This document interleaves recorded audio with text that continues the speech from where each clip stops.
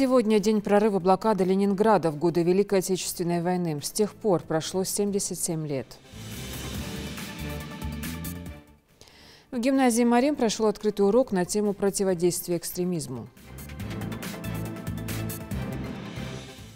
Комитет по туризму Ингушетии до конца месяца создаст Ассоциацию развития туризма республики.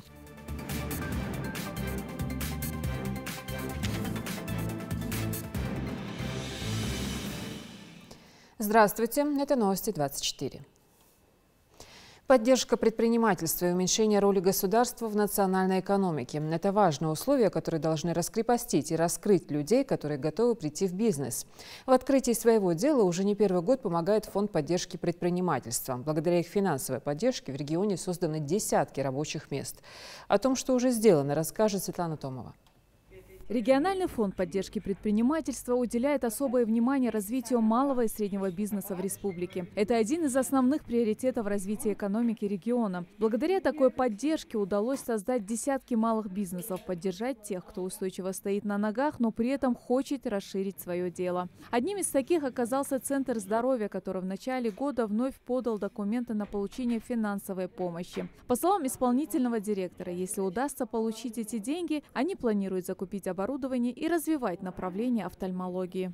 Мы будем обязательно создавать дополнительные рабочие места за счет увеличения вот этих кабинетов и за счет этих аппаратов. Нам очень нужна была поддержка данного фонда, так как все аппараты, которые мы хотим приобрести, очень дорогостоящие. Любая медицинская аппаратура, как вы знаете, это не дешевое удовольствие. Руководитель фонда поддержки предпринимателей лично выехал, чтобы проверить и убедиться в том, как заемщики намерены потратить полученные средства. Например, этому учебному центру ранее была оказана финансовая помощь, которую они направили на закупку необходимого оборудования. Сейчас же руководство центра вновь обратилось за помощью, потому как останавливаться на достигнутом не намерены. Всего здесь обучаются 150 детей, для которых созданы все необходимые условия. И для их всестороннего развития необходимо докупить еще дополнительное оборудование и создать рабочие места. Нам необходимо закупить интерактивные доски, ноутбуки, планшеты для наших детей. Также закупить для нашего клуба юных шахматист шахматные доски, стенды. Для нашего логопеда, у нас кабинет логопеда есть, который работает с детками, закупить необходимый инвентарь для работы с детьми. Также нам бы очень хотелось, чтобы фонд поддержки предпринимательства Республики Ингушетия оказал помощь нам в закупке необходимого инвентаря. В своем ежегодном послании Федеральному собранию президент России Владимир Путин заявил о необходимости завершить в 2020 году реформирование надзорно-контрольной системы за бизнесом. Также глава государства высказался о необходимости принятия в ускоренном режиме пакета законопроектов, облегчающих работу бизнеса в России. При этом он отметил, что налоговые условия должны оставаться неизменными на срок до 20 лет. Мы договорились в течение 6 лет не менять налоговые условия для бизнеса. Таким образом, обеспечить более широкий горизонт для планирования инвестиций. Я обращаюсь к депутатам, правительству. Нужно ускорить принятие пакета законопроектов о защите и поощрении капиталовложений. Конечно, поддержку должны получить не только крупные проекты, но и деловые инициативы малого и среднего бизнеса. Сегодня у субъекта федерации есть право предоставлять так называемый инвестиционный налоговый вычет, трехлетнюю льготу по налогу на прибыль. Но они редко используют эту возможность. Понятно почему. Потому что региональные бюджеты теряют поступления. В этой связи предлагаю за счет федеральных средств компенсировать регионам 2/3 их выпадающих доходов от применения инвестиционного налогового вычета.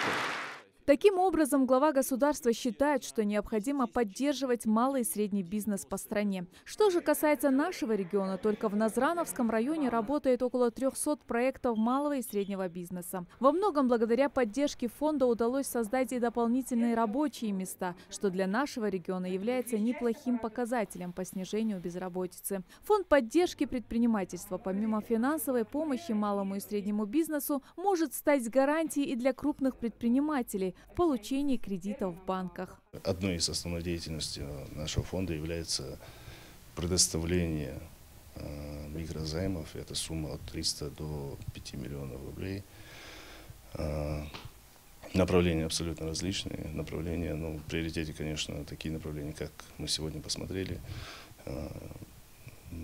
Критерии отбора предпринимателей – это, ну, наличие финансово-хозяйственной деятельности, рентабельной деятельности. Мы стараемся, чтобы они принимали на себя обязательства по оформлению рабочих мест. То есть, если предприниматель берет там определенную сумму, чем больше берет, соответственно, он обеспечил рабочее место и зафиксировал, и предоставил нам отчет о том, что он сделал на работу. Словом, если вы намерены открыть свой бизнес или же расширить производство, можно обратиться в фонд поддержки предпринимателей, который рассмотрит ваш бизнес-план и примут соответствующее решение. Светлана Томова, Адам Далаков, Новости 24. В эти дни мы отмечаем исторические даты, прорыв и снятие блокады Ленинграда в годы Великой Отечественной войны. С тех пор минуло 77 лет. Оборона города на Неве длилась ровно 871 день. Это было время боли и страданий, мужества и самоотверженности. Прорыв блокады вселил в советский народ уверенность в победе, открыл путь к полному освобождению города, за который боролись десятки тысяч человек, в числе которых были и наши земляки. По изначальному плану Гитлера Ленинград должны были стереть с лица земли. Потерпев неудачу, в попытках прорвать оборону советских войск, немцы решили взять город измором. По всем расчетам немецкого командования, население города должно было умереть. Блокада Ленинграда длилась 900 дней и стала самой кровопролитной в истории человечества. В городе оказалось более 2,5 жителей, в том числе 400 тысяч детей. Запасов продовольствия и топлива было очень мало. Начавшийся голод, усугубленный бомбежками, проблемами с отоплением и транспортом, унес сотни тысяч жизней. Но ленинградцы продолжали трудиться. В это время советские войска не прекращали попыток прорвать окружение, боролись за город. В том числе офицер Руслан Гудантов, защищавший дорогу жизни, лежавшую через Ладогу. Во время всей этой блокады эта земля снабжалась, эти люди снабжались продовольствием, армия боеприпасами. И оттуда, по этой дороге, вывозили раненых и больных, вывозили детей на большую землю. И вот там танкист, командир роты танкистов Гудантов погиб, защищая эту землю, создавая этот плацдарм. Медалью за оборону Ленинграда удостоен Ильяс Дидигов. Когда началась война, старший сержант находился на военной службе в Ленинградском военном округе, откуда в августе 41-го он ушел воевать в качестве заместителя командира 245-го стрелкового полка. Около 3 месяцев Ильяс Атоевич сражался с врагами в районе Выборга. Выборг несколько раз переходил из рук в руки. Ильяс очень мужественно оборонялся. На подступах к городу Выборг его полк попал в плотное кольцо немецкой армии. По несколько человек солдаты пробирались через болото к своим, то и дело вступая в бой с немецкими оккупантами. 20 августа им все-таки удалось вырваться из окружения, потеряв при этом половину сил. Добравшись до Ленинграда, полк доукомплектовали и сразу бросили в бой. В одном из сражений 3 сентября 1942 года Ильяс был серьезно ранен. Очнувшись 3 суток, он полз в сторону города, к своим. После ранения стал инвалидом и не смог вернуться на фронт.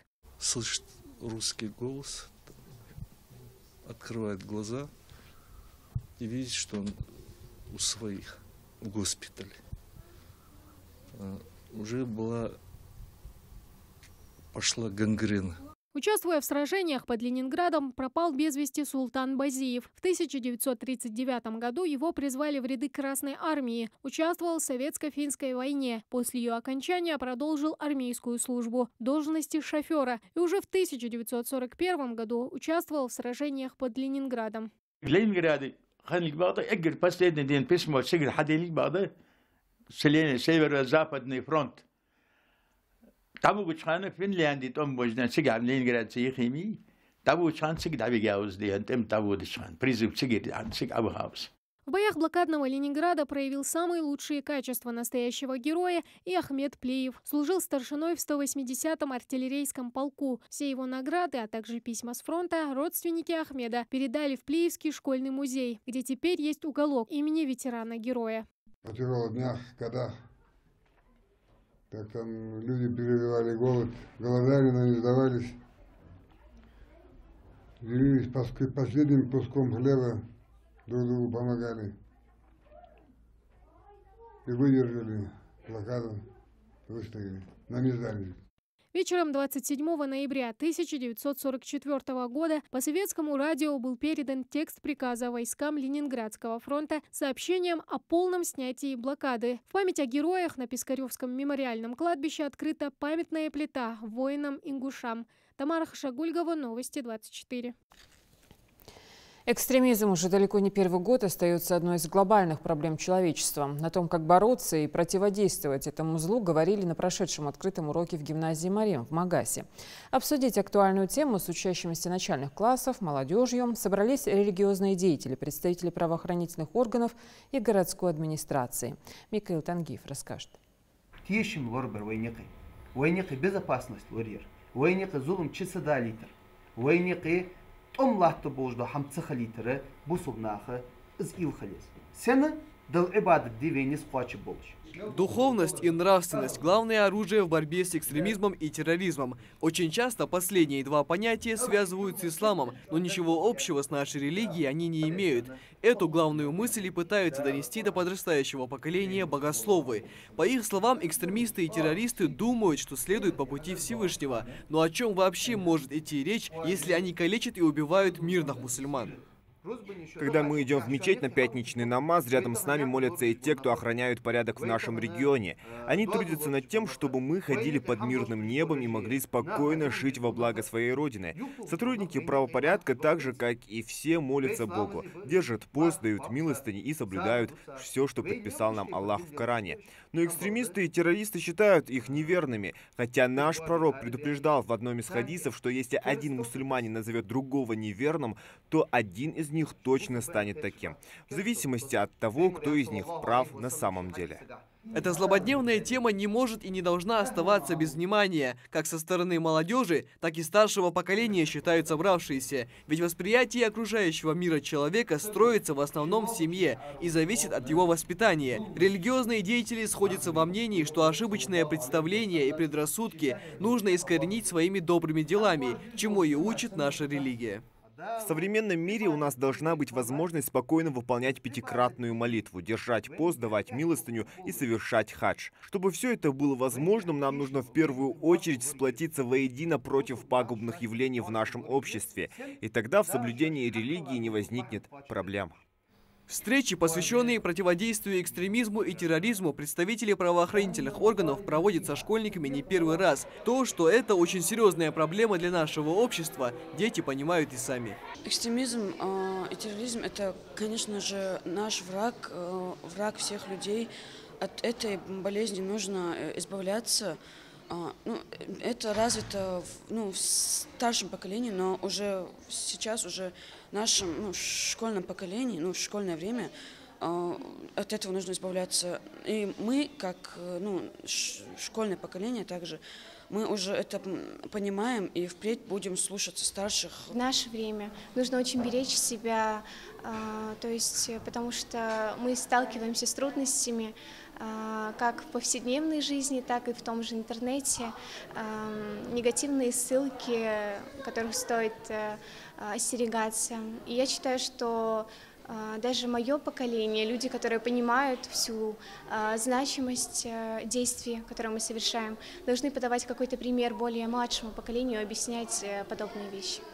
Специалисты отмечают, что наиболее уязвимая среда для проникновения идей экстремизма – это учащиеся школ с еще не сформировавшейся и легко поддающейся вниманию психикой. По данным МВД России, в среднем до 80% участников экстремистских группировок составляют молодые люди в возрасте от 14 до 20 лет. Поэтому мероприятия подобного рода проводятся в большинстве случаев именно в образовательных учреждениях. Дети очень хорошо должны разбираться в этих вопросах, поэтому очень часто темами наших классных часов, мероприятий, встреч является такие темы, как «Мы против терроризма и экстремизма», «Мы за мир на земле», «Мы против наркотиков», ну и другие темы.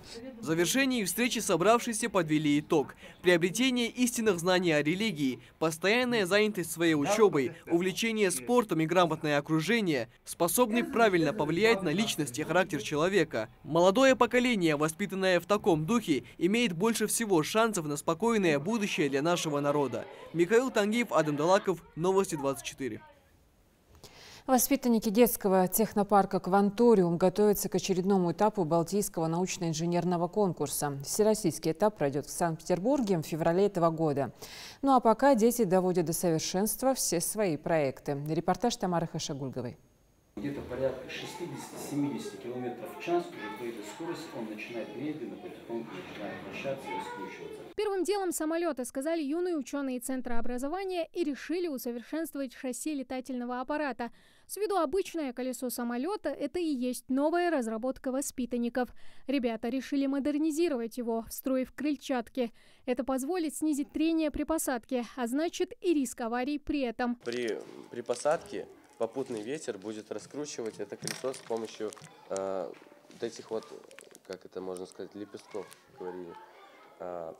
И тем самым, я не знаю, как это точно выразить, трение будет уменьшаться, не знаю. В пресс-форме делается углубление в соответствующей формы, которая напоминает вот эту крыльчатку. Она расположена по периметру, по внешнему периметру боковой части колеса под определенным углом, который в процессе, когда идет самолет на посадку, за счет встречного потока воздуха, то есть оно его раскручивает до необходимой скорости. Самолеты перевозят пассажиров, почту, лекарства, гуманитарную помощь, тушат пожары и спасают людей. На сегодняшний день это самый безопасный транспорт для передвижения. Но даже он не застрахован от несчастных случаев. Именно поэтому юные ученые вместе с руководителем и решили обратить свое внимание на эту проблему. Они даже уже успели испытать новую разработку. Попытались воссоздать поток воздуха, который идет навстречу, то есть садящимся самолету. Ну, это такой прототип, прообраз аэродинамической трубы. И вот здесь вот поток воздуха, когда попадает, заставляет вращаться. Я вот сейчас вам вытащу, визуально покажу. То есть вот сами крыльчатки, которые расположены. Но это у нас прототип, то есть это все пластмассовый материал, из пластика сделан. А изначально, вернее, окончательный вариант, это будет из того же материала, то есть из резины. Идея создать безопасные колеса для самолетов у воспитанников детского технопарка появилась еще в начале учебного года, когда узнали, что едут на конкурс. Тогда, во время мозгового штурма, этот проект им показался самым удачным. Мне мой преподаватель сказал, ну вот сейчас у нас будет конкурс, и мы должны что-то выдвинуть. И с двумя преподавателями, ну, в общем, так, как сказать, гурьбой, кучей обсуждали и пришли вот к этому шасси. Еще один проект, но уже созданный на площадке Хай-Тек – очки для плавания. Они защищают глаза от попадания жидкости, а самое главное, в них можно видеть под водой. Но что, если они запотевают? Можно, конечно, купить очки антифог или, к примеру, обработать химикатами, но это удовольствие дорогое и недолговечное. Рано или поздно проблема вернется, но учащиеся технопарка нашли решение. Мы добавляем еще одно дополнительное стекло, чтобы их стало два.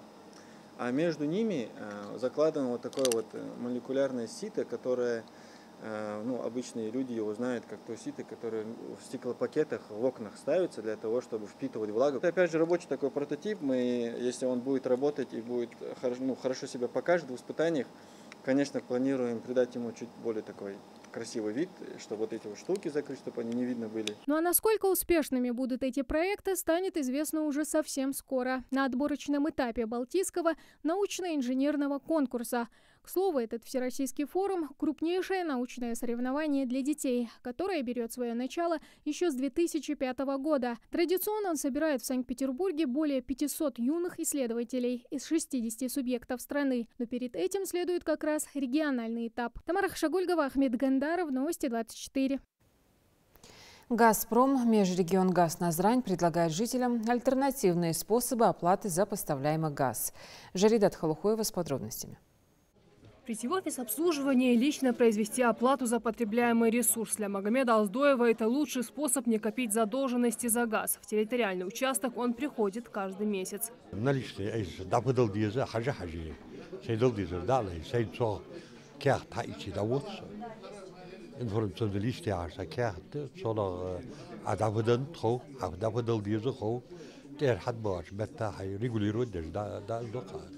Оплата за газ производится 10 числа месяца, следующего за расчетом. Способов, как это лучше сделать, достаточно. На тех же территориальных участках, через терминалы приема платежей Сбербанка или же в отделениях Почты России и любого банка при наличии квитанций для оплаты. Хотел бы проинформировать наше население, чтобы они не выдавали именно наличные деньги контролерам нашей организации. Помимо оплаты также существует именно передача показаний. Передача показаний прибора учета тоже ведется ежемесячно, не позднее последнего дня расчетного месяца. Как я упомянул выше, можно передавать и через личный кабинет. Помимо этого показания можно указывать последние показания в квитанции по его оплате.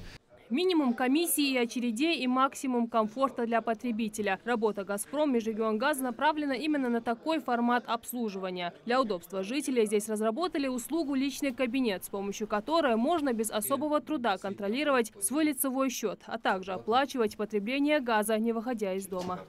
Лицевой счет, их может быть несколько подвязано. На странице лицевого счета выбранного видно долг, видны показания и последние оплаты, платежи. К примеру, вот второй лицевой счет. Их может быть несколько. Человек может оплачивать и свой, контролировать, а также контролировать лицевой счет именно или пожилых родителей, которые живут отдельно, или других родственников, которые там в отъезде. У цифрового коммунального счета масса преимуществ. Одно из них – то, что для контроля расхода газа не нужно стоять в очередях и сохранять квитанции оплаты. Все, что нужно гражданам, иметь под рукой электронный гаджет, компьютер или телефон, проверить остаток и погасить задолженность. Также вот наглядный пример. Здесь есть напоминание, то, что вот срок проверки, например, счетчика, он уже истекает или истек. Это тоже очень удобно. Проверяешь показания, делаешь оплату. Если все нормально, тебе уже заходить сюда в участок не надо. Но в любом случае, раз в несколько месяцев необходимо взять, прийти, все проверить, уточнить, сверить и взять, например, расчетный лист с подписью начальника отдела. Оплатить счет можно различными способами – банковской картой, переводом или электронными кошельками. Однако бывает такое, что человек не владеет смартфоном и компьютером или не имеет доступа в интернет. Сотрудники «Газпрома» учли и это, предоставив еще более легкий способ ведения лицевого счета. У нас существует номер телефона, по которому можно в виде СМС, также в различных мессенджерах, как WhatsApp, Telegram и Viber, передавать свои показания. То есть абонент указывает свой платежный документ, номер своего лицевого счета и указывает свои последние показания. Номер абонента, именно номер телефона 8964 059 0404. С каждым годом число жителей, переходящих на цифровые платежи, увеличивается. Онлайн-запись на прием к врачу, консультация в банке, не выходя из дома, а теперь мгновенная оплата ЖКХ. Эти услуги позволяют жителям контролировать не только свой бюджет, но и экономить драгоценное время. Много раз призывали к этому и Амирхана Плиева, но старое и доброе для него все так же остается намного ближе. Ежемесячно прихожу именно сюда, в газовую службу, прихожу. Затем отсюда уезжаю, за свет плачу, а потом еду, ежемесячно также плачу. У нас есть мусор, за мусор, вывоз мусора. Там получаю. Вот 3 точки, где я ежемесячно, регулярно 20 числах хожу, плачу деньги за коммунальные услуги. В офисах услуг, в отделениях Почты России или же через личный кабинет. Как вы будете платить, неважно. Главное, как призывают в ведомстве, не копить задолженности и производить платеж вовремя. Жарадат Хулхоева, Мербек Мержоев, Новости 24. Комитет по туризму Ингушетии до конца месяца создаст Ассоциацию развития туризма республики, задачами которой станут координация и реализация проекта в этой сфере. Это делается для консолидации усилий органов исполнительной власти, бизнес-сообщества, инвесторов и всех игроков туристического рынка Ингушетии, для того, чтобы будущие проекты координировались и продвигались совместными усилиями. Поддержка властями предпринимателей в сфере туризма не только повлечет за собой увеличение турпотока, но также позволит развивать экономику, открыть новые направления ведения бизнеса. Это те же гостевые дома, изготовление сувенирной продукции, также позволит создать новые рабочие места в условиях безработицы в регионе. По информации Комитета по туризму, в 2019 году Ингушетию посетили более 130 тысяч туристов из разных стран мира. В регионе для них действует более 30 маршрутов, которые проходят как по густонаселенной равнинной части региона, так и в горах, где плотность населения невелика. Следите за новостями на канале Ингушетия и до встречи в эфире.